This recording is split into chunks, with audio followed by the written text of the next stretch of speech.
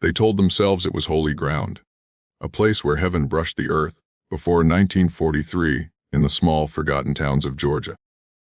The church stood like a crown of light on the hill above the river. They said miracles happened there. Children who could not walk rising to their feet after the preacher's hands touched their shoulders. Mothers barren for years suddenly carrying life. Old men with lungs full of sickness breathing clear after a single prayer. They called the man behind the pulpit God's servant. And when he spoke, the walls shook with the cries of the congregation. Some said he carried a voice too heavy for human flesh, a voice that pressed into your bones, a voice you couldn't doubt even if you tried. Every Sunday they filled the pews, desperate for what they believed was salvation. The town was poor, but it had one treasure, its church.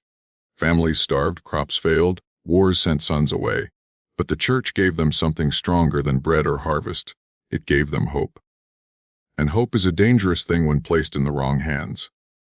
The preacher was no ordinary man. Behind his closed doors, after the last hymn was sung and the doors were locked, something else stirred in the air. He kept no family, no wife, no children. He claimed his life belonged only to God.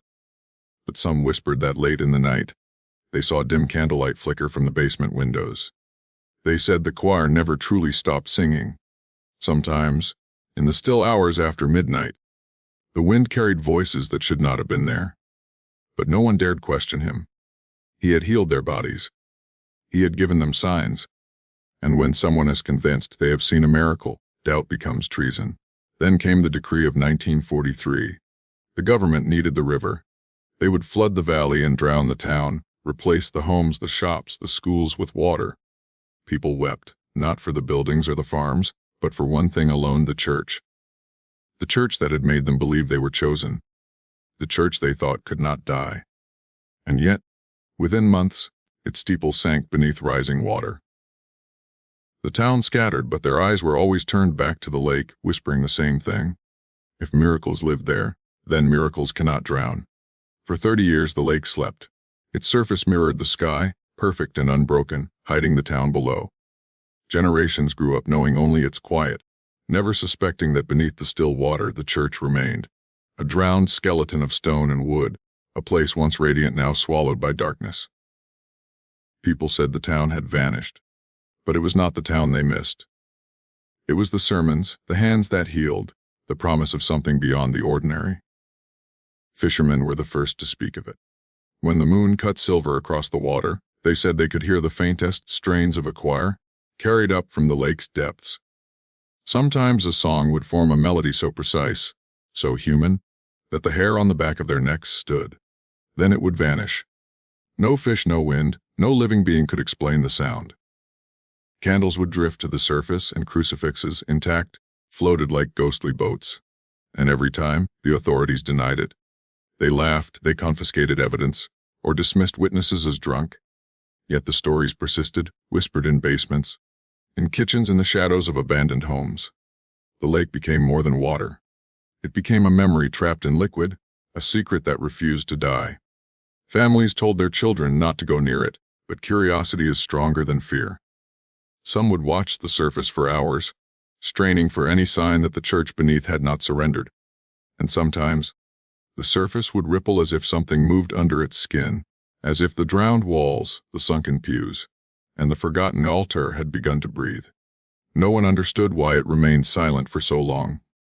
Some said the preacher, God's servant, had prepared it, embedding a power too subtle, too patient for them to see. Others believed the town's grief had sealed the church's voice, a psychic echo trapped between faith and despair. Whatever it was, it waited. And beneath the waiting, there was something else, a hunger, a presence, a reminder that the lake was never empty, that what had been submerged had only changed form. The 30 years passed quietly, but beneath every ripple, every shadowed moonbeam, the memory of worship turned sinister. The church beneath the lake was not gone. It was listening, it was learning, and when it rose again, nothing would be the same. Then came the drought of 1974. The lake, weakened by months of relentless sun, began to shrink. Its surface fell, revealing what no one expected. The steeple, warped and blackened by decades underwater, clawing its way out of the silt. The town returned, drawn like moths to the flame of memory. They whispered, trembling. "Our church, it's alive again." Joy flickered across faces that had long forgotten how to hope. For a moment, the world felt holy once more, as if the drowned years had never existed. But the authorities intervened immediately. They cordoned the site, placed guards, erected signs, "Structure dangerous. Keep out." No one was allowed inside. Engineers spoke of unstable walls, rotting wood, foundations cracked by decades underwater. But something in their tone hinted at more than structural danger. Something unseen, something not meant to be disturbed. Yet the townspeople could not resist.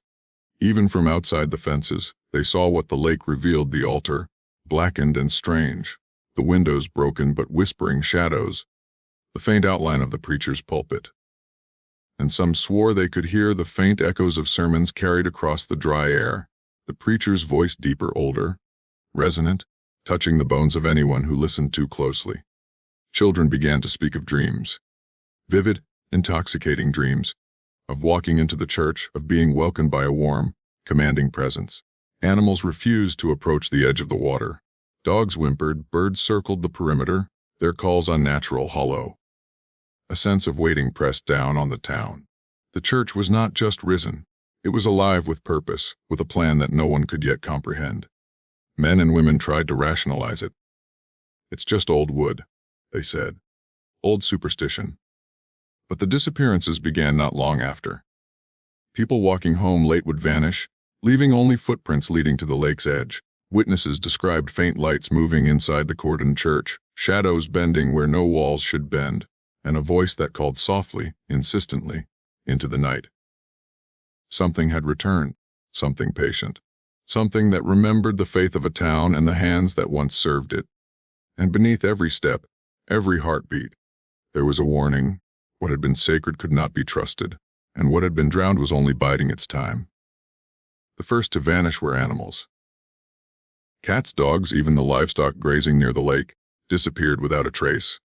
It began quietly, almost imperceptibly. A missing chicken here, a neighbor's horse gone there, but soon humans were taken as well. Children, teenagers, men and women walking alone at dusk, all swallowed by a darkness that seemed to seep from the lake itself.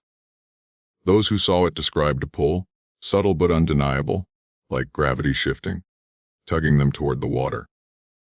Witnesses spoke in hushed tones of strange figures drifting along the lake's surface at night, faceless shadows moving against the wind. The disappearances were never forced in a conventional sense. No one broke in, no one heard screams.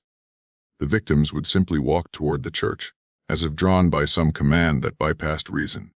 Guards at the perimeter insisted the gates were closed, that no one entered. Yet the bodies never reappeared. It was as if the water itself had swallowed them, and the church beneath waited patiently to claim them. Neighbors spoke of a subtle change in the missing.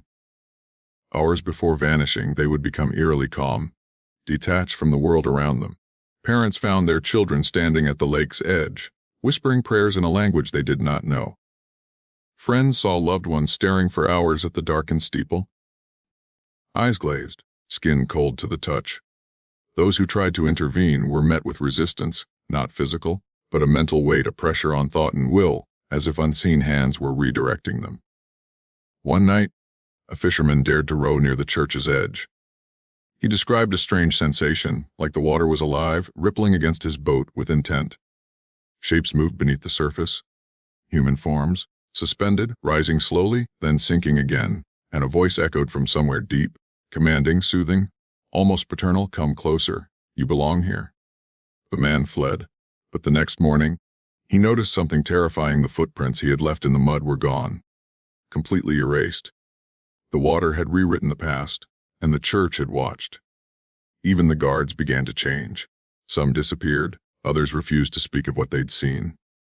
Whispers spread that the preacher, the man once revered as God's servant, had left a will within his church, a will that continued after death, after the flood, after 30 years of silence. The missing were no longer just casualties. They were offerings, part of a pattern, evidence that something darker than faith lingered beneath the lake, waiting for the next soul brave, or foolish, enough to answer the call. Curiosity is a dangerous flame. A few of the locals, unable to resist, found ways past the guards, slipping coins, whispers, and bribes into pockets that had once sworn loyalty. They saw what no one was meant to see. The church, once a sanctuary, had become a tomb of secrets. Walls bore symbols carved deep into wood, cultic sigils that twisted and writhed like living shadows. The altar, blackened by decades underwater, was a facade for a darker purpose. Beneath it lay a chamber, hidden, accessible only to those who knew to look. Inside that chamber were dozens of bones, stacked in meticulous order, some centuries old, some suspiciously recent. The air reeked of damp rot and something else, a sweetness that churned the stomach. Among the bones lay a diary, waterlogged but preserved, the ink faded but legible. Its words were chilling in their clarity. They believe in my sermons because they do not know they are the offerings. The preacher had not been a healer. He had not been a servant of God. He had been a master of deception, a predator cloaked in divinity. Every miracle, every whispered blessing, every tear shed in the pews had been a calculated step in a ritual older than memory. The church had been a machine of worship and sacrifice, and the town, blind in its faith, had been its fuel. Some who glimpsed the chamber later described the feeling as if the walls themselves were alive, observing, weighing. The preacher's presence lingered, not just as memory, but as influence. His sermons had been a blueprint for control, a psychological web designed to bend the minds of those who heard him, shaping obedience, devotion, and surrender. Even decades underwater, that control had not died. It waited, patient, like the lake itself. The truth was worse than anyone could imagine. The church had been submerged, yes, but not to erase sin. The flood had been part of the plan, a pause, a hiding of power. And now, as the drought revealed the building once more, the preachers will seep into the town like a poison. Every disappearance since the resurfacing was part of a continuum, a ritual unfinished, an obedience that demanded new offerings. Some say the preacher's spirit walked the pews, guiding, observing, whispering promises of power to those who would listen. Others swear that the bones themselves hummed with the resonance of faith turned to terror. And in the quietest hours, when the water barely rippled, it became clear the church was no longer beneath the lake. Its influence had spread, the town was infected, and the preacher, long thought drowned, was waiting for his next chapter to begin. The water returned, slowly, deliberately, covering the church once again. Authorities hoped to bury the nightmare beneath its depths, to silence the whispers, the songs, the vanishings. But fear does not drown. It drifts, persistent, a shadow that moves through the cracks of reality. The town knew it. Every empty house, every missing child, every livestock found floating or gone entirely reminded them the church was still alive. It had never stopped. Even with the lake rising, disappearances did not cease. People walking near the water after sundown found themselves staring, frozen, drawn by a force too subtle to name. They would speak later of a presence in their side, not seen but felt, pressing against their minds, a mental gravity dragging them toward the water. And in their dreams the preacher returned. Not as a man but as a figure of authority, towering, persuasive, whispering promises of belonging, power, and obedience. Some tried to leave the town entirely, believing distance would protect them. Few succeeded. Others returned, drawn by the pull of memory, devotion, or something darker, the knowledge that faith, once placed in the wrong hands, leaves scars invisible to the eye. The preacher's influence had seeped into the town's veins. People began disappearing even before they approached the lake, guided by a will not their own, as if the church beneath the water had reached beyond stone and mud to claim its offerings. Locals began speaking in fearful tones of the echoes of the drowned, of shadows walking outside houses at night, of voices in the wind calling names only known to the missing. Mothers whispered to children not to go near the lake, yet they felt their warnings hollow, powerless. The preacher's design had become something bigger than bricks and mortar, something that survived water, time, and fear itself. It had become a system of psychological dominion, feeding on obedience, faith, and terror alike. Some dared call it cursed. Others, more cautiously, called it alive. And as the years passed, the lake's surface would occasionally fall again, revealing just enough of the church to remind them, drowning a structure cannot drown its purpose. The preacher's work, begun decades before, was unfinished. The town was infected. The fear was eternal, and those who survived whispered a warning they could not fully articulate: lock the gates all you want. The church's reach is longer than any fence. The preacher had a name, though few remember it now. To the town, he was simply God's servant, a man with a calm, commanding presence and a voice that could make sinners weep and saints tremble. But behind closed doors, he was something else entirely. He was meticulous, calculating, a predator who understood faith not as comfort but as control. Every gesture, every sermon, every miracle performed was a thread in a web designed to entrap the hearts and minds of the town. Inside the church, the rituals were precise, surgical in their design. Candles were arranged to trace patterns of unseen geometry. Choirs were instructed not just in song but in cadence, in resonance, so that their voices would echo in frequencies that unsettled and bent the subconscious. Offerings were presented as blessings. Those who were chosen for special attention were not chosen for salvation, they were chosen for sacrifice. Bones stacked beneath the altar were proof of devotion, tokens of obedience, collected over decades. The preacher did not force anyone to obey. He did not need to. Faith, when twisted expertly, becomes voluntary imprisonment. Children, teens, even adults found themselves following instructions without question, compelled by awe, devotion, and the subtle fear of displeasure. The lake itself became part of the ritual, a reservoir of secrecy, hiding evidence of transgressions while feeding the town's fascination with miracles. Even after the flood, the preacher's influence lingered in the patterns he left behind. Symbols, etched into walls, chants carried by wind, a psychological echo that would outlast him. When the church resurfaced in 1974, the rituals did not resume immediately. They never truly ended. The preacher's instructions, encoded into the church's very structure, awaited a new generation. Those who approached were tested first: subtle calls in dreams, whispered voices at night, fleeting shadows at the water's edge. Then, when the time was right, the townspeople were drawn toward the church, compelled to step inside a structure deemed dangerous, forbidden, yet irresistible. It was not a burden that demanded life. It was a system, a carefully constructed mechanism of devotion and terror that manipulated perception, choice, and loyalty. Those who disappeared were never seen again, but in truth, they were not gone. They had been absorbed into the preacher's design, a living component of a ritual that had no clear beginning or end. And as the church stood again above the lake, the knowledge of what waited inside began to seep into the town, carried silently in shadows and whispers, threatening sanity and survival alike. Those who walked toward the church after the lake began to dry never returned. Witnesses spoke of their final hours in fragmented, terrified accounts. It was never violent in the traditional sense.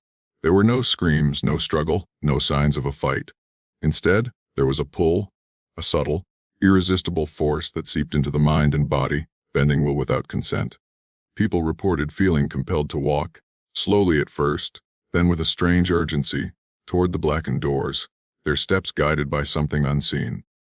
Some saw figures ahead of them, shadows that shimmered and shifted in the air, not solid, not corporeal, yet fully present, like reflections of the disappeared themselves.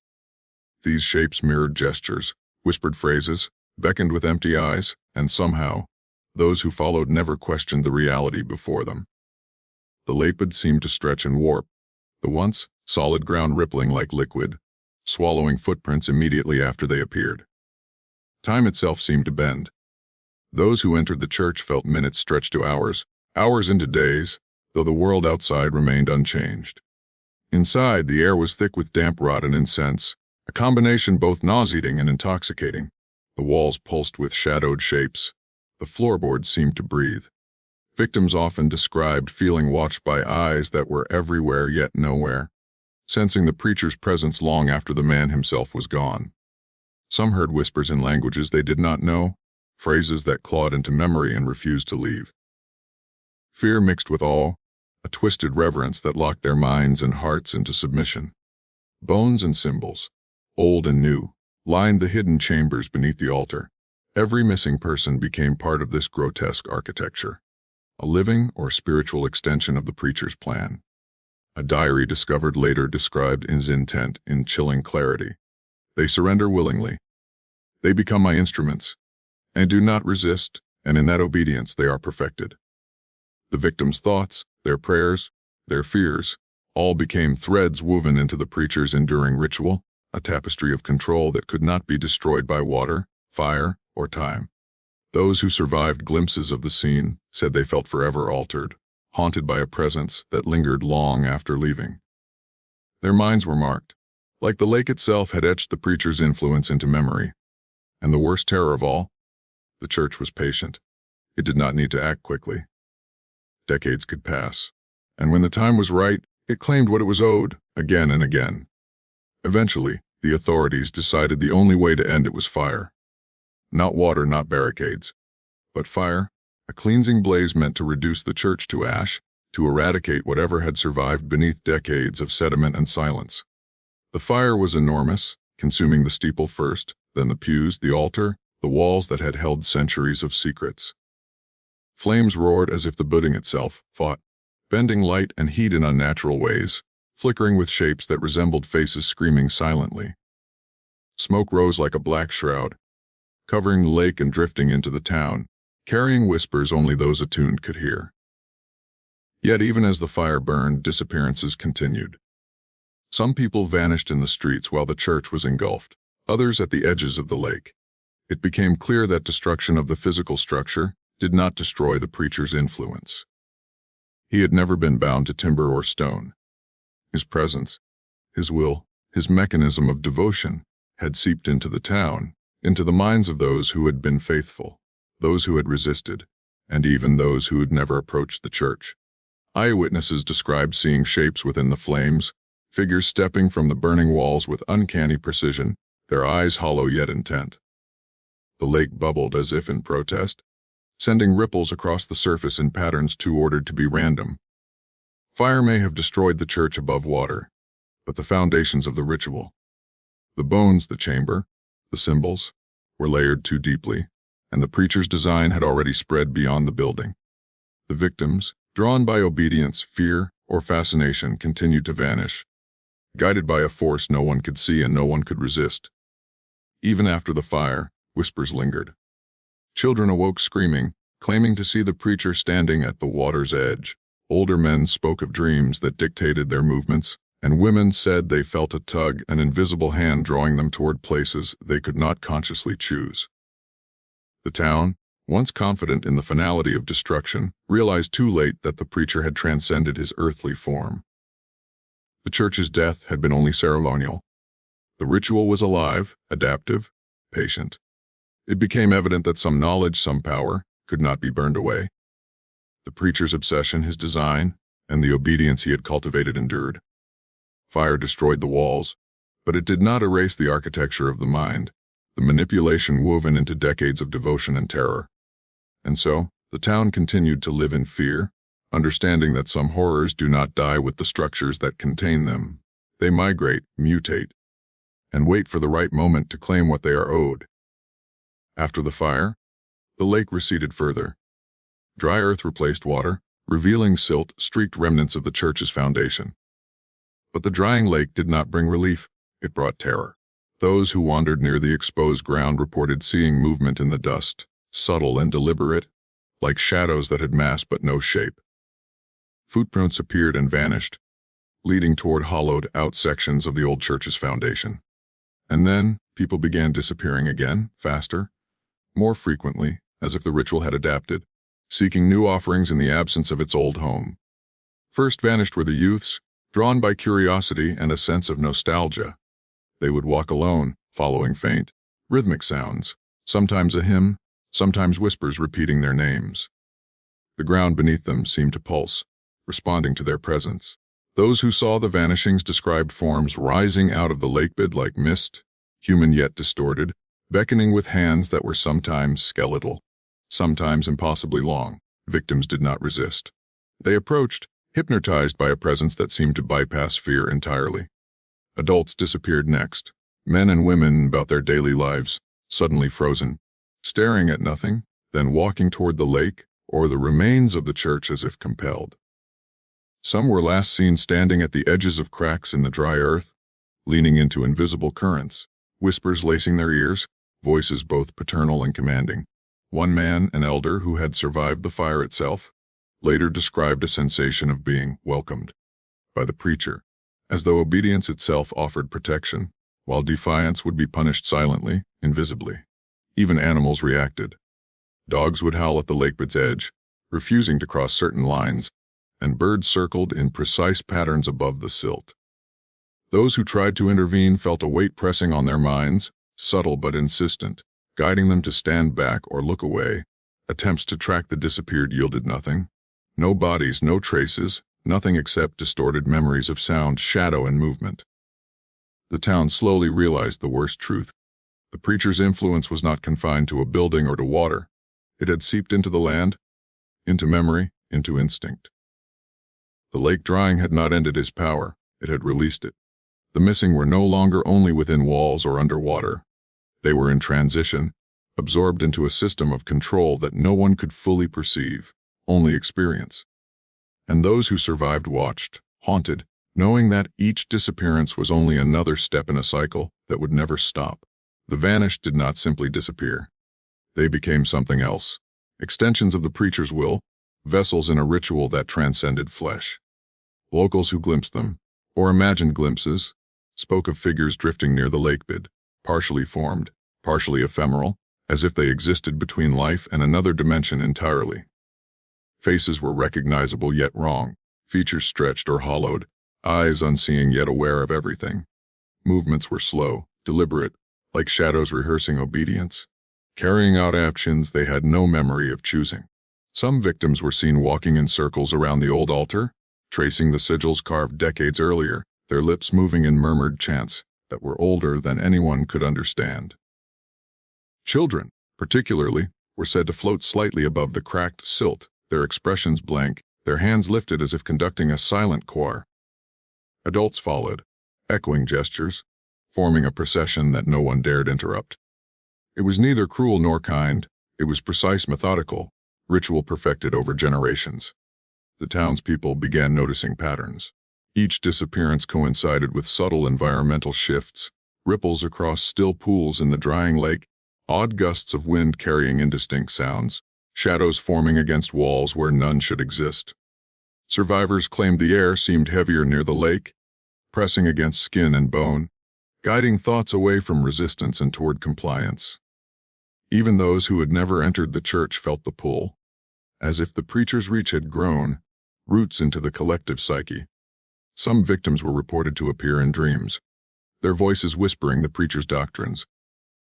Others, more fortunate, or perhaps cursed differently, returned briefly to the waking world, walking silently through streets, eyes vacant, reciting phrases from the hidden diary. They believe because they do not know. They surrender because they are chosen. The survivors never spoke to them, fearing that recognition itself might draw them back into the invisible current. The vanished were not lost. They were incorporated into the preacher's system, functioning in a space humans could not perceive. Each disappearance reinforced the ritual. Each soul absorbed strengthened the pattern. It became terrifyingly clear the preacher's work was not bound by wood, water, or flame. He had built a mechanism of control so precise, so adaptive, that destruction only accelerated its reach. And for every person lost, the influence spread further, embedding itself deeper into the land, the memory, and the living minds of those left behind. The town was no longer merely a location. It had become a vessel, an extension of the preacher's ritual. Streets that had once carried life now seemed to guide it, subtly bending movement and thought. People walked paths they had not chosen, spoke words they did not remember speaking, made decisions they could not rationally explain. Families began reporting strange behaviors in children, eyes distant, voices adopting odd cadences, gestures imitating sermons they had never heard. Adults felt a pressure on the mind, subtle yet undeniable, as if a presence weighed every choice, nudging them toward compliance without visible coercion. Even the most skeptical citizens could not deny the changes. Farmers noticed their animals responding not to commands, but to the pull of the old lakebed, circling, powing, and fluttering in ways that echoed the vanished. Townspeople began whispering about strange figures glimpsed in peripheral vision, people who should have been gone, drifting just out of reach, watching, waiting. Shops left unlocked were untouched. Houses seemingly abandoned remained intact.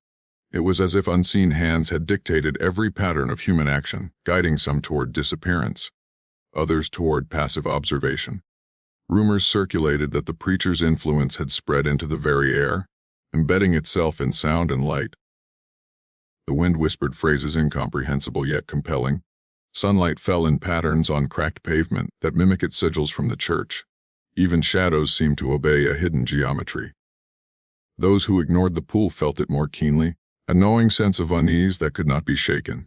It was an invisible architecture of control, spanning every corner of the town, its foundation laid decades before by sermons, rituals, and sacrifices. People began to leave, believing distance could protect them. Few succeeded. Letters sent from elsewhere arrived incomplete, fragmented, some returning with traces of sand, silt, or faint water stains.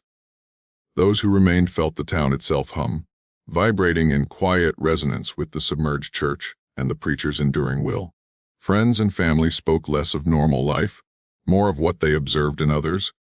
The glazed eyes, the automatic gestures, the subtle obedience, the faint but constant whisper of a voice unseen. And so, the town became an instrument, a living component of the preacher's enduring design. The vanished were woven into it, the living became conduits. The church's ashes, the lake's silt, the bones hidden for decades, all converged into a system of control beyond the comprehension of ordinary men. It was no longer a place of faith or fear. It was a machine, invisible but undeniable, stretching tendrils of influence into thought, memory, and will. And every step taken by the unaware only fed its power, inch by inch, soul by soul. The children who had been drawn to the lake and returned, some by accident, some seemingly released, were no longer the same. Eyes hollowed, faces pale, they spoke in tones that betrayed lessons not learned in school but carved into mind and spirit. Their laughter sounded hollow, measured, echoing rhythms learned from whispers beneath water and shadow. Parents swore they glimpsed gestures once performed in the submerged church, hands tracing symbols in the air, fingers weaving invisible sigils. They were conduits, carriers of the preacher's rituals, and unknowingly, recruiters for the next cycle. Teachers noticed changes first. The children would sit silently, their gaze fixed beyond walls, as though listening to a choir only they could hear. When they spoke, phrases slipped into lessons like seeds, words of obedience disguised as curiosity. Other students began mimicking them without realizing it. Subtle gestures became patterns, unnoticed repetitions, echoes of rites buried beneath decades of water and secrecy. Adults dismissed it at first, but when the children drew symbols in dust, chalk, or even mud outside, patterns that matched the old cult marks, fear became unavoidable. The preacher's influence was cumulative. The rituals embedded in the church had not died with its burning. They had seeped into the town's memory, encoded in thought, behavior, and perception. Each child returned as a vector of that encoded power, transmitting obedience and subtle compulsion to peers, siblings, neighbors. Conversations became laced with suggestion, dreams became lessons, play became rehearsal for rites that no one fully understood. Even the uninitiated felt the tug, a gentle pressure toward fascination, toward devotion, toward disappearance. Those who questioned the children's behavior found themselves subtly reshaped. Thoughts of resistance faded, replaced with curiosity or unease.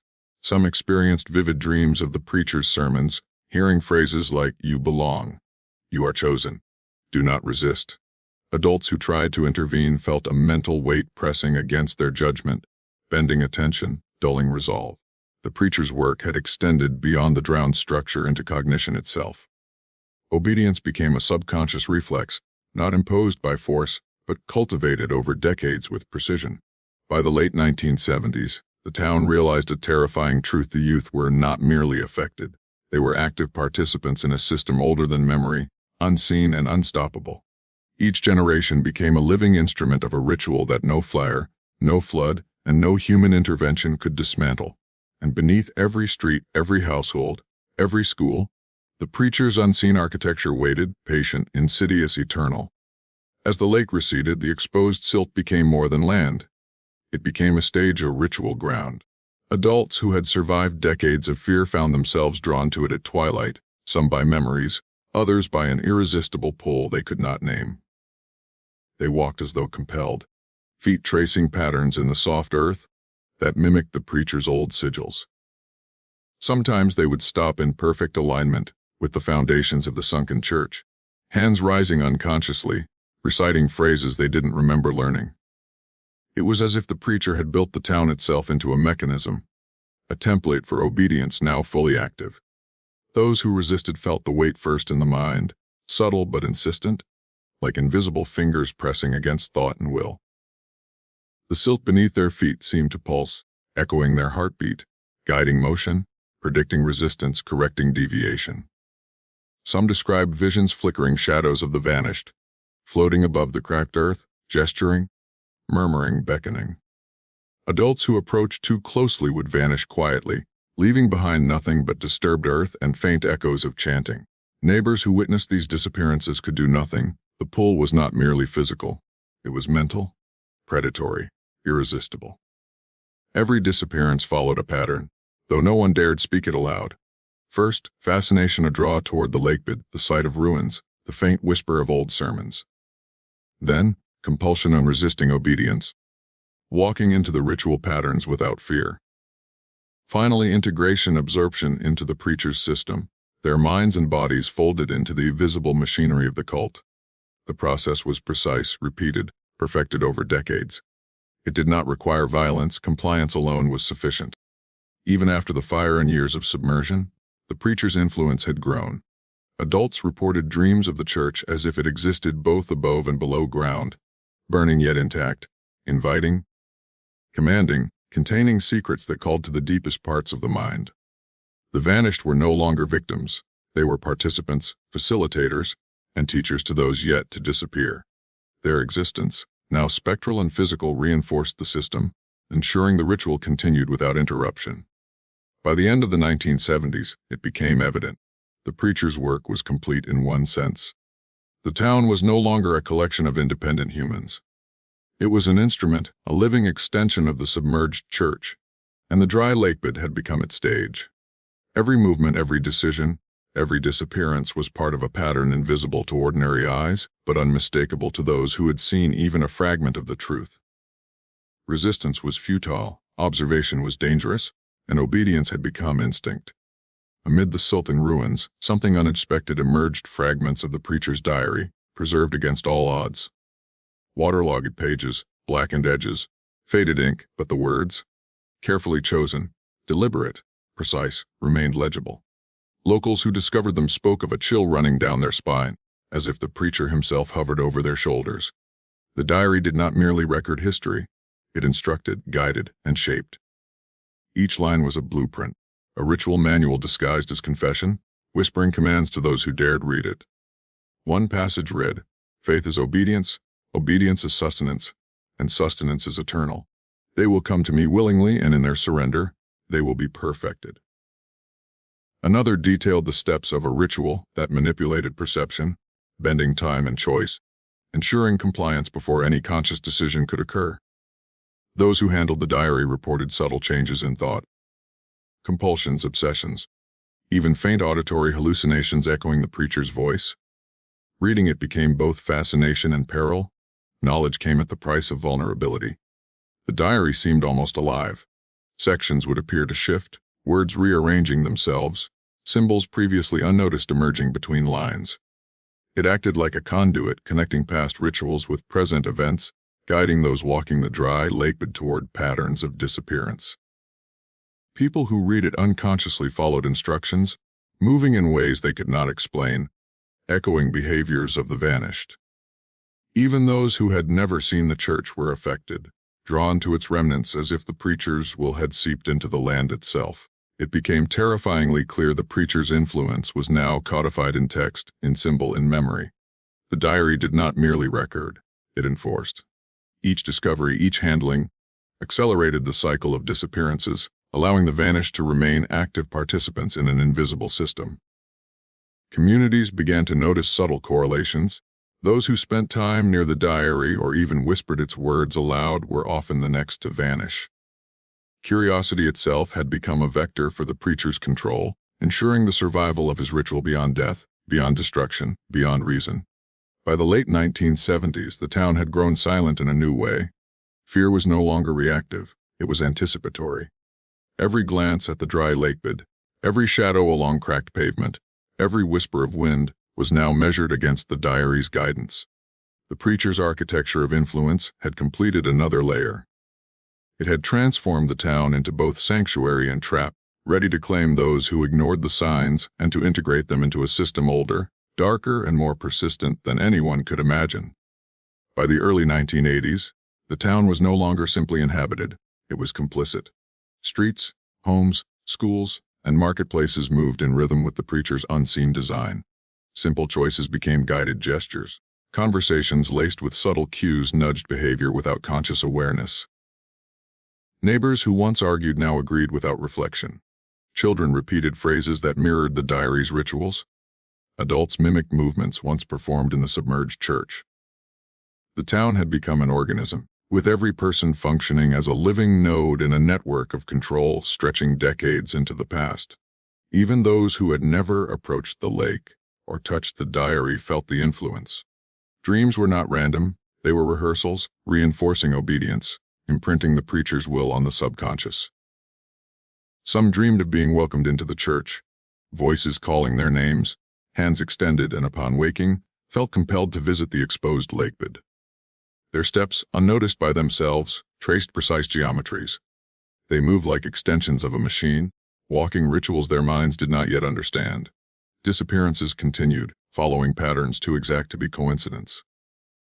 Witnesses described seeing adults pause mid-step, then, as if guided by invisible hands, advance into empty spaces where shadows shifted unnaturally. Children were drawn to the lakebed at dusk, performing gestures unconsciously, their eyes reflecting shapes unseen by ordinary sight. The vanished, now spiritual extensions of the preacher appeared intermittently, guiding, beckoning, ensuring that every movement reinforced the pattern. Even institutions failed. Authorities investigating the events often left more disturbed than reassured, reporting feelings of unease, disorientation, subtle compulsions, and in some cases, temporary lapses in memory. It became clear that the preacher's influence was not constrained by the physical world. It had seeped into cognition itself, shaping thought, perception, and decision-making. The town operated like a single living organism, each human a limb responding to commands no one could identify. By now, fear was normalized. People did not question vanishings. They accepted them as inevitable, a natural consequence of proximity to the lake and the preacher's legacy. And yet, beneath the surface of resignation, the town pulsed with tension, waiting for the next shift in ritual, the next command to claim new offerings. The preacher's architecture was complete, yet dynamic, adaptive and visible, eternal. And anyone who glimpsed even a fragment of it understood the terrifying truth. No one left unaffected, and resistance was not only futile, it was invisible. By the mid-1980s, the town had begun to perform rituals without knowing they were rituals. Gestures, phrases, and movements, once conscious, had become instinctive, embedded into daily life. Men walking the streets would pause at the lake's edge, tracing invisible patterns with their fingers, aligning themselves with the geometry of the sunken church. Conversations were punctuated with repeated words, echoes of sermons, subtle calls to obedience. Each action, conscious or not, reinforced their transformation, binding them further to the preacher's invisible system. It was subtle at first, imperceptible to the untrained observer. But those attuned to the patterns recognized it immediately. Every handshake, every glance, every step was a symbol, a reinforcement, a code embedded into behavior. The men became vectors of continuity, carriers of influence, holding threads that connected past disappearances to present compliance. Each interaction was a rehearsal, a step deeper into the architecture of control, ensuring the preacher's will endured across generations. The preacher's diary resurfaced in fragments, carried silently from one household to another, sometimes in dreams, sometimes in faint whispers during idle conversation. Men who read or heard its words felt something shift within. A subtle acknowledgement, a recognition of belonging, a surrender not to a building, but to a presence older, wiser, and more insistent than any mortal authority. They began to repeat phrases aloud, first to themselves, then to others, not knowing why, but compelled to reinforce identity and hierarchy. At this point, it became necessary for the audience, the men themselves, to anchor this transformation consciously. Those who heard the preacher's voice, or even glimpsed the patterns of influence, were instructed, unknowingly, to internalize a symbolic phrase spoken twice, a key to lock themselves into the system, to confirm allegiance. It did not matter that they did not understand the meaning. The act itself imprinted compliance and awareness simultaneously, reinforcing the invisible architecture of the town, the lake, the church, and the preacher. By the end of this period, a terrifying clarity emerged. The town's men were no longer independent agents. They had become active components in a living mechanism, conduits of ritual and obedience, bearers of a legacy they could never escape.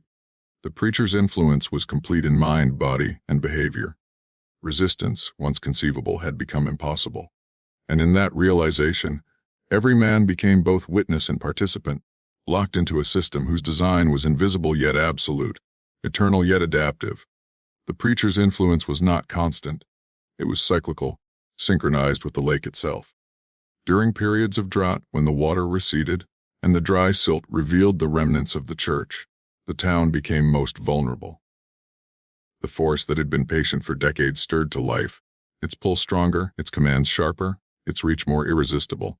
Men, women, and children alike felt an unexplainable compulsion, their movements subtly guided toward the exposed lakebed, toward the foundations that had once cradled death and devotion. Disappearances spiked during these times, predictable yet unpredictable, precise yet horrifyingly arbitrary. People would walk into the open expanse without hesitation, drawn by whispers, shadows, or visions. Some described hearing sermons in the wind, voices both comforting and commanding, echoing the preacher's original cadence. Others reported fleeting glimpses of vanished figures moving through the silt, gesturing, calling names, ensuring that the pattern of ritual obedience continued. It was as if the preacher's work had a heartbeat, a rhythm. And the drought marked the moment of activation. The town's men, in particular, became conduits during these cycles. They walked patterns they could not explain, performed gestures of alignment, repeated phrases from memory or dreams, unknowingly preparing the ground for the next series of disappearances. The dry lakebed was not passive. It was a stage, a crucible, a conductor of events too complex for ordinary perception. Those who resisted experienced overwhelming pressure, vertigo, nausea, sudden fatigue, subtle confusion, as if the town itself was bending their will to compliance. Even the vanished played a role. Men and women, drawn into the system long ago, appeared as shades or echoes on the silt, guiding the newly susceptible into precise positions, orchestrating behaviors, and reinforcing obedience. The process was seamless, a self-reinforcing cycle in which past victims ensured the continuation of the ritual. Observers who glimpsed these interactions described a sense of inevitability, of predestination, as if free will had been consumed and replaced entirely by the preacher's design. By the end of each cycle, the town returned to relative calm, but the changes endured.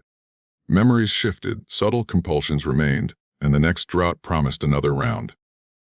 The preacher's influence was eternal, adaptive, a machine that relied on timing, environment, and human instinct.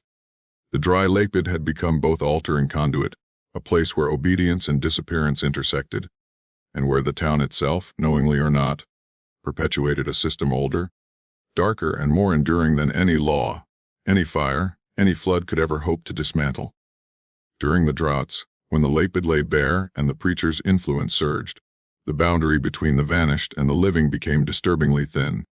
Those who had disappeared years, or even decades, earlier returned in fragments of presence, not fully corporeal, yet fully aware. Townspeople reported seeing fleeting shapes at the edges of vision, figures standing silently among the reeds, faces pale and blank, eyes hollow yet filled with purpose. They did not speak, yet the living could hear their names whispered on the wind, their intentions impossible to resist. Interactions were subtle but devastating. A father walking near the lake would suddenly find himself mirroring gestures of a vanished ancestor, fingers tracing sigils in the dirt, steps aligning with patterns he had never learned. Children, watching, would unconsciously mimic the same movements, repeating phrases half heard in dreams. The vanished acted as guides, orchestrators, conductors of ritual behavior. Their presence reinforced obedience, compelling the living toward repetition, toward compliance, toward eventual disappearance. Even those who tried to resist felt the pressure intensify. Shadows elongated unnaturally, echoing movements before they occurred. Whispered instructions burrowed into the mind, soft at first, then insistent, guiding thought, speech, and action. Some who fled reported being subtly redirected, finding themselves back at the lake's edge, or near the silted foundations without knowing how they arrived. Resistance became a psychological impossibility. The vanished manipulated perception, bending reality itself to maintain the ritual. Witnesses described the vanished forming patterns in the dust, a choreography of obedience that the living unconsciously joined. Men and women would line up along cracks, fingers tracing invisible lines, heads bowed, murmuring words unknown yet eerily familiar. The effect was cumulative. Each interaction reinforced the preacher's system, extending his control deeper into the town, embedding ritual into memory, habit, and instinct. Obedience became not just expected, but automatic, encoded in the town's collective behavior. By the end of each drought, those who survived had been subtly reshaped. Dreams carried instructions, daily routines reinforced gestures, and even ordinary conversation contained unrecognized ritual cues. The vanished, though not fully present, had become mentors, overseers, and enforcers of a system that was invisible yet absolute. The preacher's influence had spread beyond bones, walls, or water. It now thrived in thought, habit, and identity, ensuring the cycle of disappearance and obedience would continue indefinitely. The town's elders, once figures of authority and guidance, had become unwitting custodians of the preacher's influence. Some recognized it, in fragments and dreams, in whispers in the wind. But most did not fully comprehend the mechanism they were perpetuating. Their roles were subtle yet critical.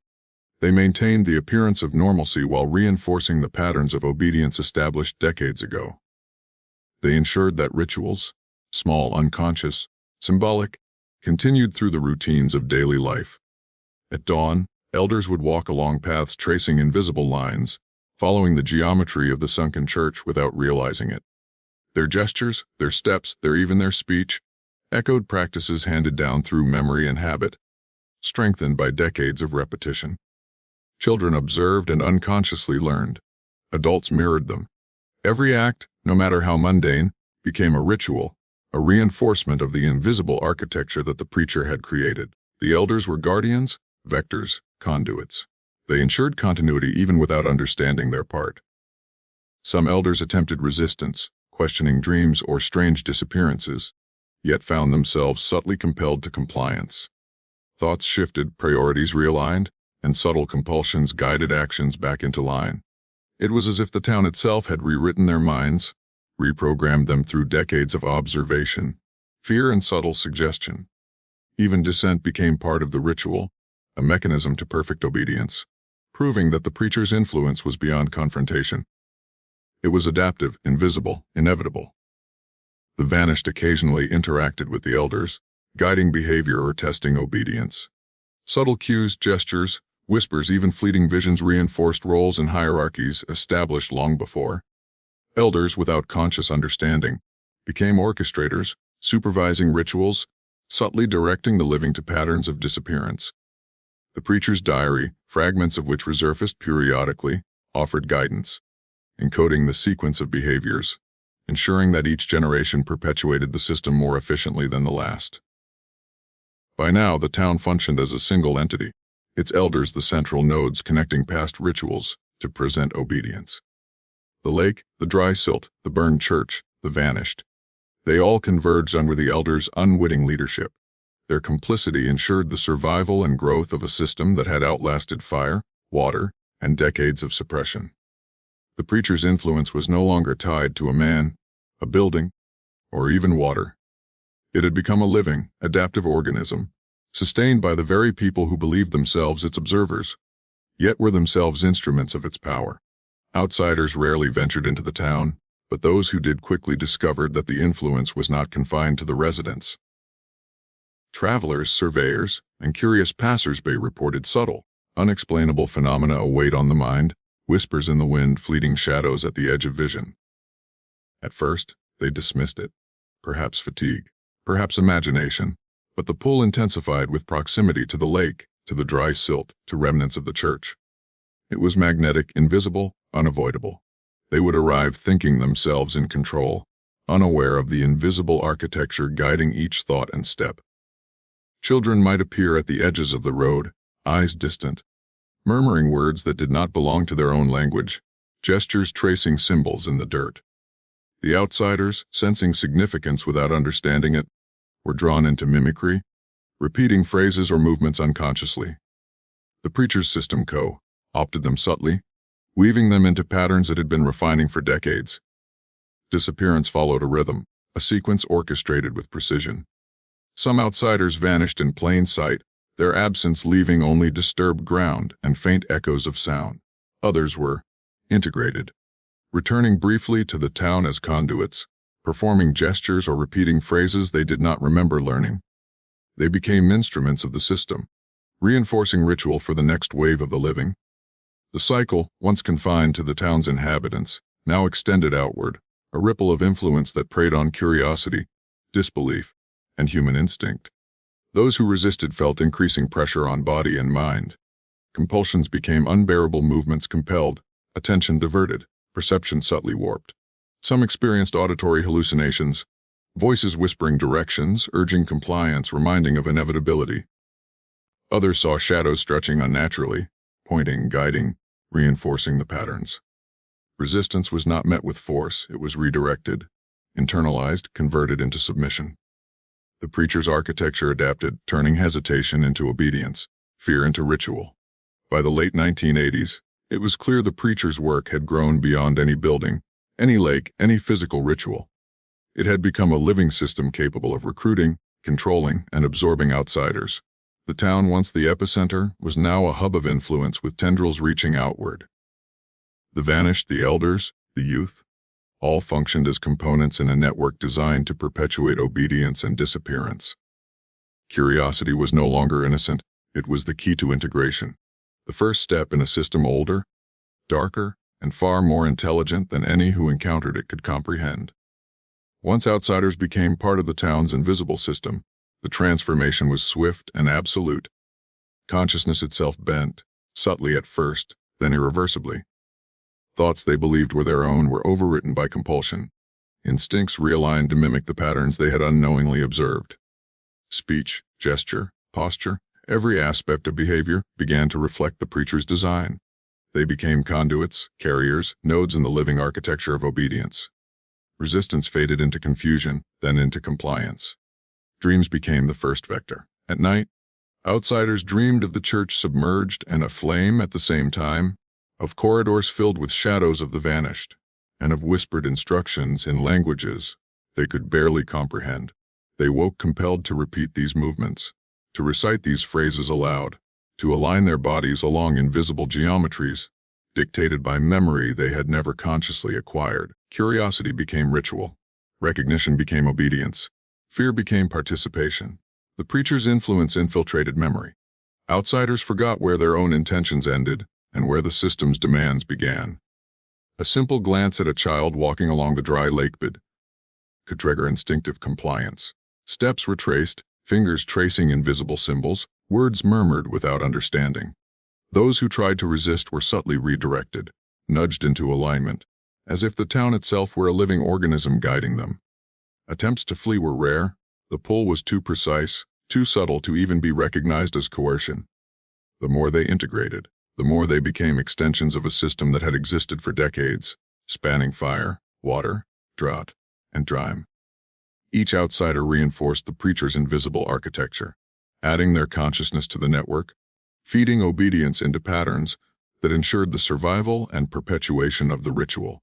Those who had once been curious witnesses were now active participants, unknowingly orchestrating disappearances, guiding others, and sustaining a cycle older than memory. By the end of the transformation, the town no longer had borders. Its influence had become a field, a force that absorbed and reshaped those who encountered it. Consciousness itself had been harvested, realigned, and directed toward the preacher's vision. What had begun as a local phenomenon, a church beneath the lake, a man obsessed with control, had evolved into a living system of obedience, survival and horror, stretching beyond geography, generations and understanding. And those who survived the encounter, insiders and outsiders alike, carried the mark of his influence forever, an invisible chain they could neither see nor escape. Even those who had never set foot near the lake or the town reported strange, inexplicable phenomena, voices that drifted through the night, whispers at the edge of perception, and the faint, haunting cadence of sermons never heard in the conscious mind. Some heard hymns in the wind, harmonies that seemed to come from nowhere, yet perfectly aligned with the patterns the preacher had inscribed decades earlier. The sound was both beautiful and terrifying, soothing enough to draw attention, commanding enough to insist obedience. Sleep became unreliable.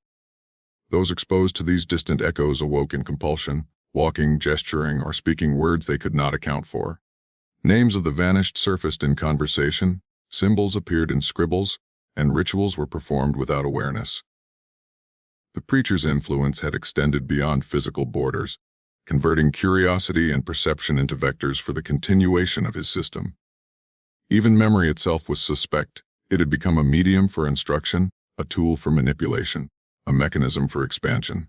Some tried to rationalize the experience's auditory hallucinations, stress, coincidence. But those who resisted found that the effects only intensified. Shadows moved contrary to expectation, fleeting reflections appeared in mirrors or windows, and whispers followed thought itself, repeating, prompting. Every encounter, no matter how subtle, reinforced obedience and connection to the system.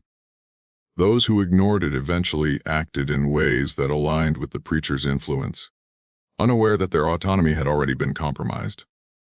The vanished, though distant, seemed to echo the preacher's directives. Figures once drawn into the ritual now guided others remotely, acting as conduits for a force that had no physical form. Communication was imperceptible yet absolute, transmitted through memory, sound, instinct, and subconscious imitation.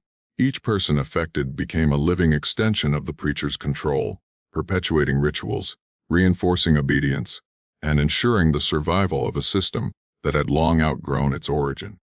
By now it was evident that distance offered no protection. Geography could not isolate the mind. Fire, flood, or neglect could not dismantle the influence.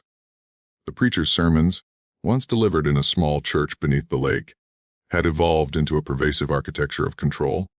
It was invisible, inescapable, and enduring. Anyone who encountered even a fragment, directly or indirectly, was touched, transformed, and forever entwined with a system whose power was older, darker, and far more intelligent than human understanding could ever contain. Families became microcosms of the preacher's system, each household a node in a network that spanned generations. Fathers, mothers, and children all performed gestures, repeated phrases, and enacted rituals without conscious thought. Morning routines were infused with symbolic actions, hands tracing invisible lines along door frames, steps aligning with imperceptible patterns on floors, voices whispering phrases that echoed the preacher's sermons. Obedience had become instinct, encoded into domestic life, invisible yet absolute. Children were especially vulnerable. Those who had never seen the lake or the remnants of the church carried knowledge in dreams and movements. They repeated gestures observed in elders, unknowingly perpetuating the ritual and reinforcing the influence. Parents, compelled by instinct or subtle suggestion, reinforced these behaviors, teaching alignment and obedience without realizing it. Even play became rehearsal, a medium through which the preacher's system was transmitted and strengthened. Dinner tables became stages of ritual. Forks traced lines along plates, chairs were positioned with unnatural precision, and conversation followed a cadence that mirrored unseen sermons. Visitors noted unease in the air, subtle pressure on thought and emotion, as if their presence had to be accounted for within the household's invisible design. Those who questioned or resisted were gently corrected by instinct alone, a glance, a gesture, a whispered suggestion, ensuring that deviation was minimal and temporary. Over time, the town recognized the pattern. The vanished, the youth, the elders, and now entire families were all instruments of a system designed for perpetuation. Each member of a household, whether aware or not, became an enforcer of obedience, a carrier of ritual, and a teacher to the next generation. Resistance had become impossible without isolation, and isolation itself was increasingly difficult as the preacher's influence reached beyond physical proximity. The psychological effect was profound. Homes that had once offered comfort, now contained invisible currents of control. Memory, perception, and instinct were aligned with the preacher's will. Families unwittingly sustained the cycle of disappearance, compulsion, and ritual, ensuring the survival and expansion of a system that had begun beneath a drowned church decades before. The preacher's architecture was complete in miniature, each household a self-sustaining component of a machine that extended across the town, the lake, and the very consciousness of those it touched. The town itself had become a living extension of the preacher's influence. Streets, buildings, and open spaces no longer served practical purposes. They were conduits designed by invisible hands to guide behavior, reinforce ritual, and orchestrate disappearance. Paths curved subtly toward the lakebed. Sidewalks and cracked pavement traced sigils imperceptible to the untrained eye, and shadows fell in patterns that aligned with the sunken church's geometry. The land itself whispered instructions, bending thought and action without anyone recognizing the source. Even natural features, the trees, the wind, the occasional fog, acted as tools of compulsion. Branches seemed to sway in synchronized motion, gusts of wind carried faint echoes of sermons, and the fog often formed shapes that mirrored vanished figures or symbolic gestures. Travelers felt disoriented, as if the environment itself guided them toward specific locations or actions. The town had become an invisible maze, a choreography of control where every decision was subtly nudged, every deviation corrected by forces beyond ordinary perception. Disappearance followed the land. Cracks in the dry lakebed, small depressions, or even patterns of sunlight on the silt became portals, thresholds where the preacher's influence intensified. Those who approached these zones felt a pull they could not resist, sudden dizziness, compulsive alignment with patterns. Whispers in their ears repeating the preacher's phrasing. Some vanished silently in these spaces, leaving behind only disturbed ground or faint echoes of sound. Others remained, transformed into conduits for the ritual, their presence ensuring that the influence extended further into the town. Even the buildings became symbolic extensions of ritual.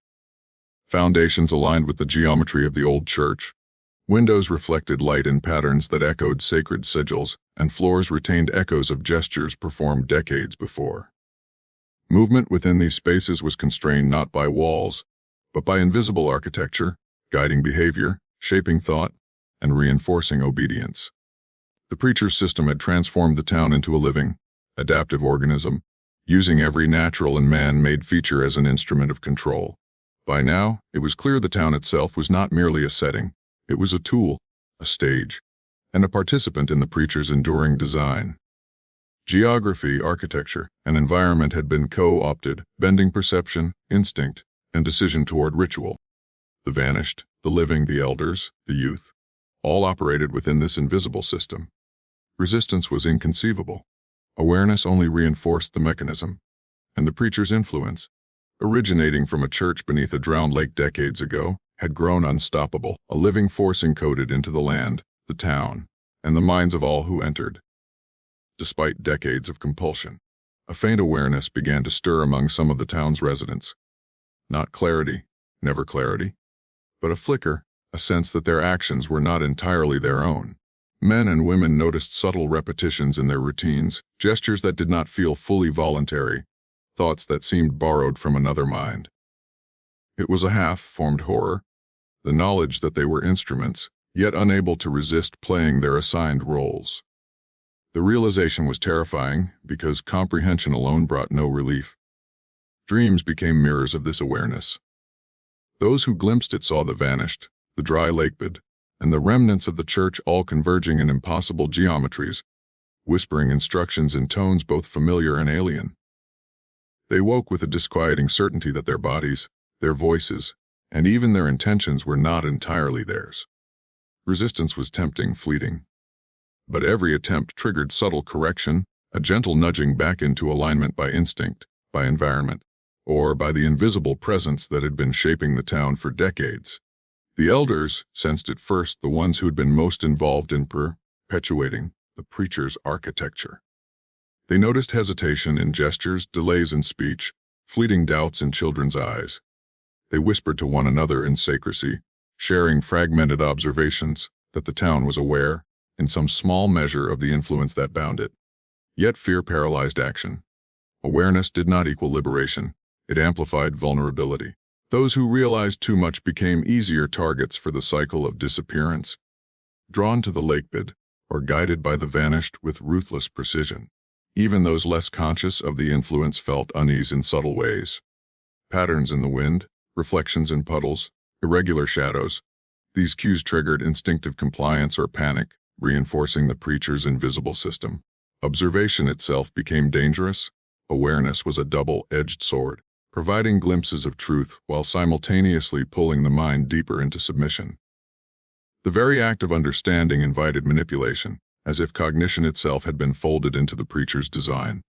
By the mid-1980s, the town existed in a state of perpetual tension, half aware, half complicit, fully entangled. The preacher's system had reached the limits of human understanding, yet awareness ensured it would continue, evolving with each new thought, each new hesitation. The dry lakebed, the vanished, the diary, the architecture of streets and houses, all reinforced the same unbreakable pattern. Resistance, comprehension, and fear merged into a single truth: the town, and anyone who encountered it, was now inseparable from a force older, darker, and infinitely more intelligent than they could ever resist or fully perceive. The fire that finally consumed the church should have ended everything. Flames licked the remaining walls, smoke blackened the sky, and ashes rained onto the dry lakebed. For outsiders, it appeared as though the preacher's influence had been vanquished, reduced to nothing more than burned wood and stone. But the town knew better. Fire had no power over what had already been embedded in the minds, bodies, and routines of the people. It was physical destruction. The system itself was beyond combustion. The lakebed, now exposed to the elements, revealed charred remnants, but also patterns in the silt that had survived decades of submersion. These patterns were as precise and commanding as any ritual ever performed within the church walls. The vanished still appeared at twilight, shadows moving over the ash-strewn ground, guiding the living toward gestures and alignments they could not consciously explain. Fire had destroyed the building, but it had not destroyed the preacher's architecture. If anything, it reinforced it, transforming memory into myth, ritual into instinct. Disappearances accelerated in the aftermath. Those who approached the lakebed were drawn into patterns intensified by the charred remains, their gestures now mirroring both the original rituals and the chaotic energy of the fire.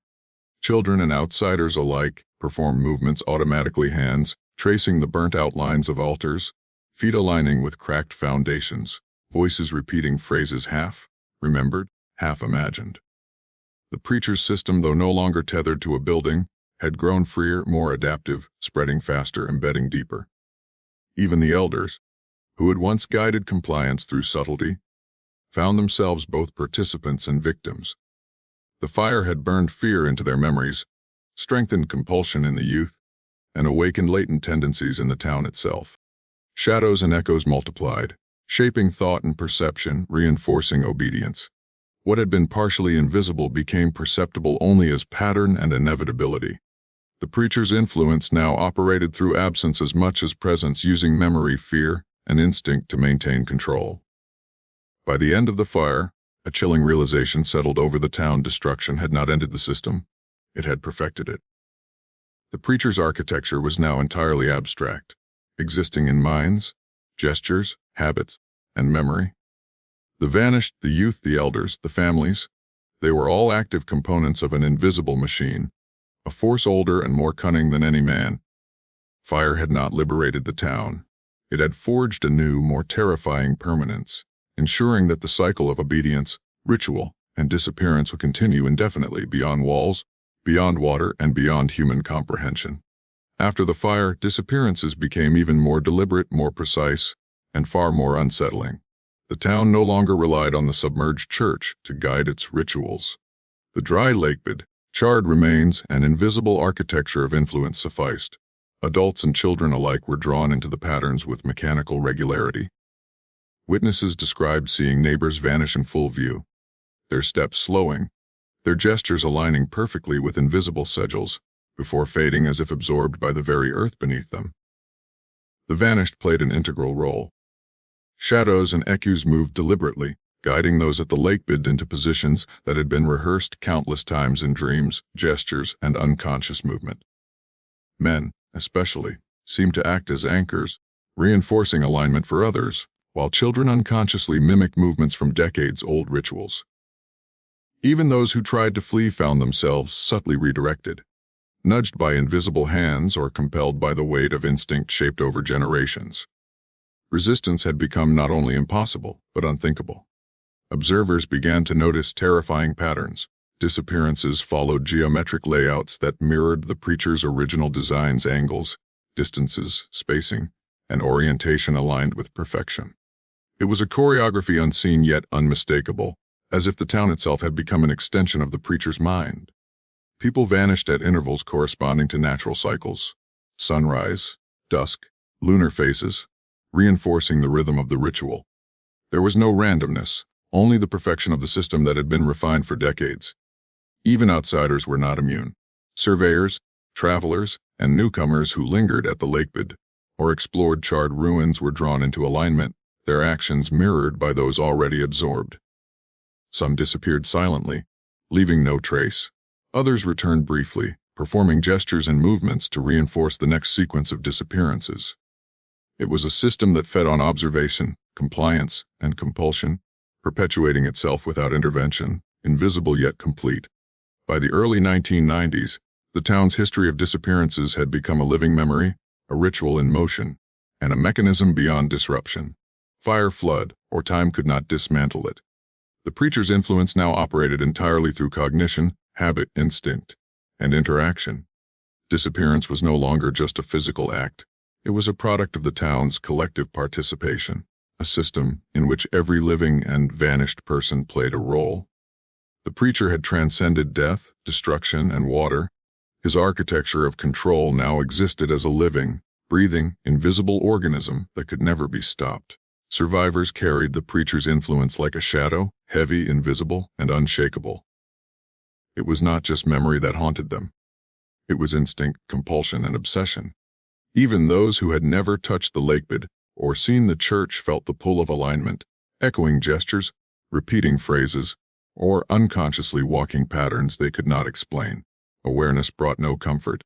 It only deepened terror. Every thought, every movement became a thread in the preacher's network, connecting past, present, and future into a lattice of control. Sleep offered no reprieve.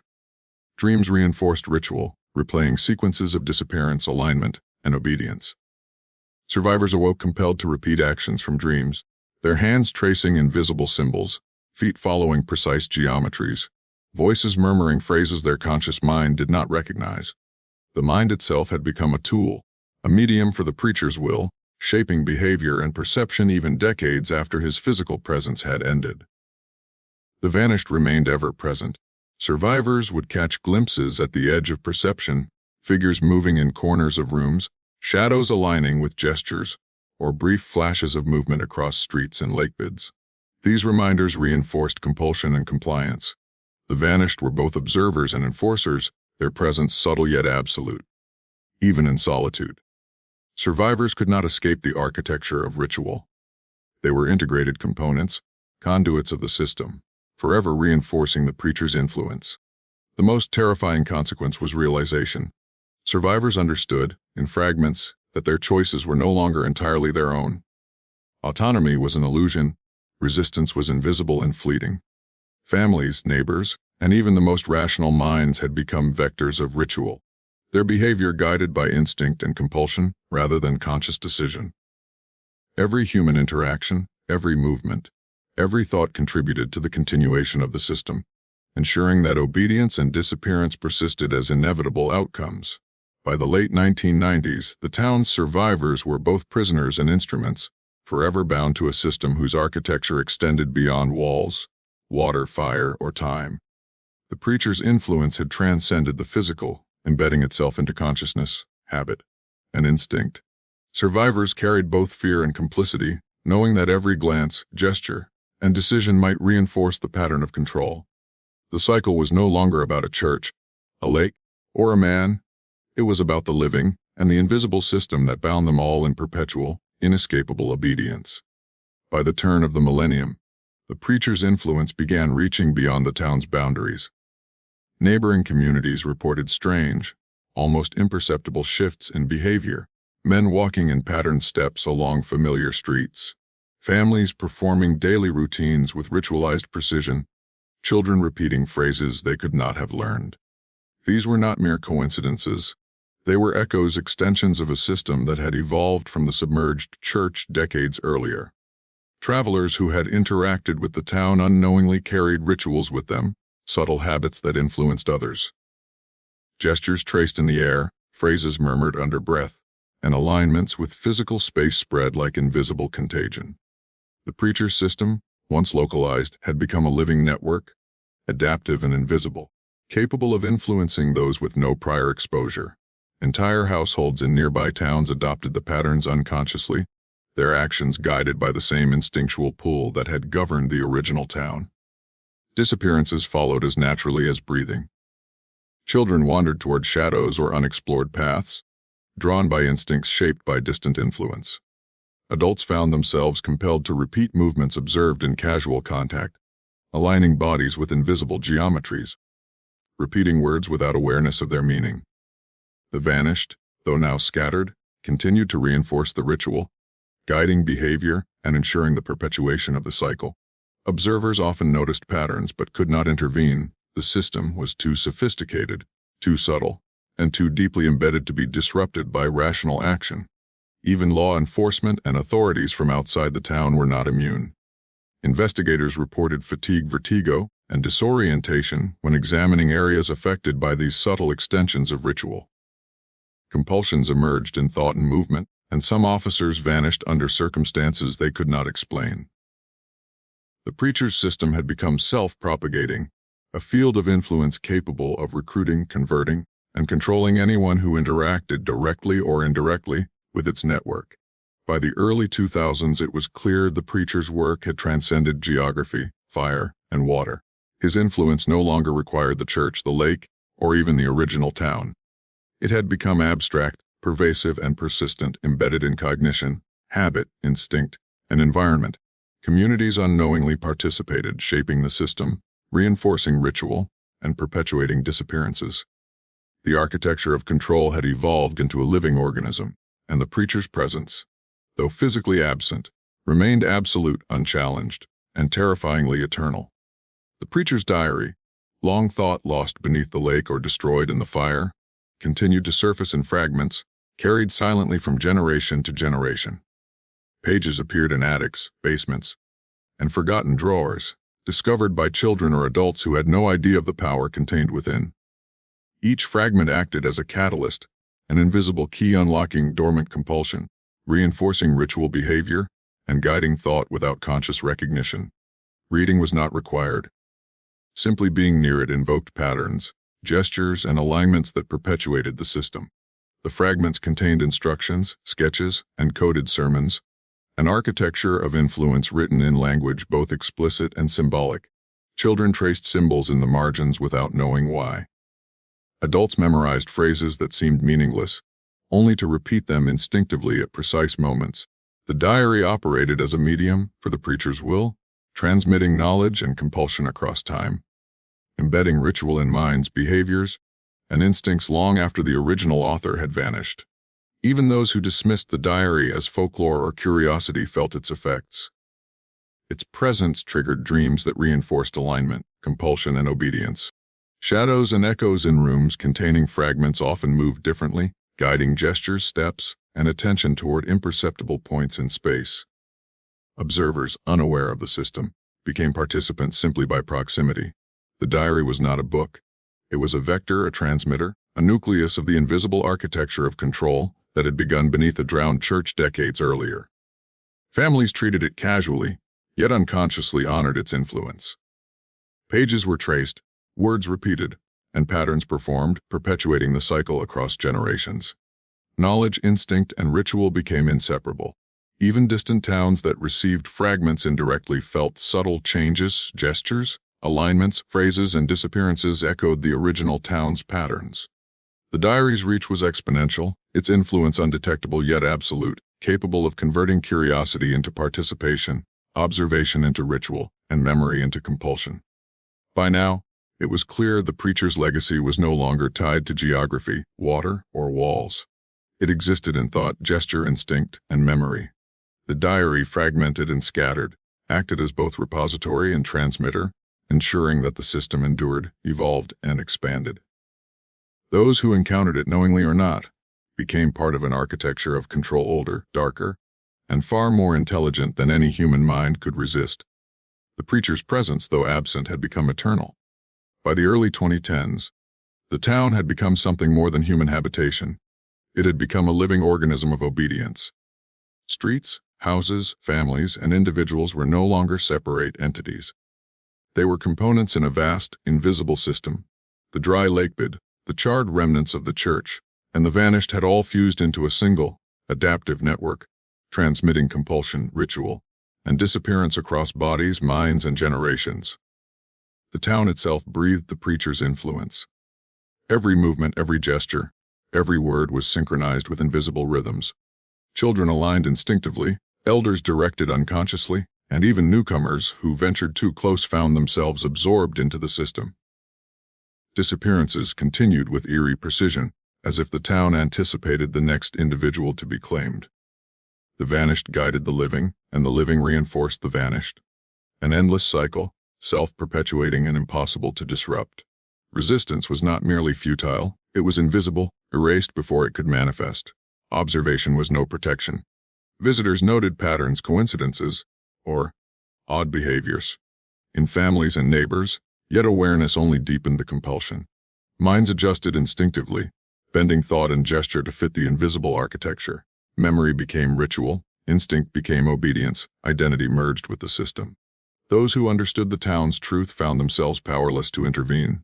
The very act of comprehension intensified their role as conduits. The town's boundaries became irrelevant. Influence radiated outward, touching distant communities, shaping behavior, and perpetuating disappearance. Geography, walls, fire, and water were no longer constraints. The preacher's system had transcended physical form.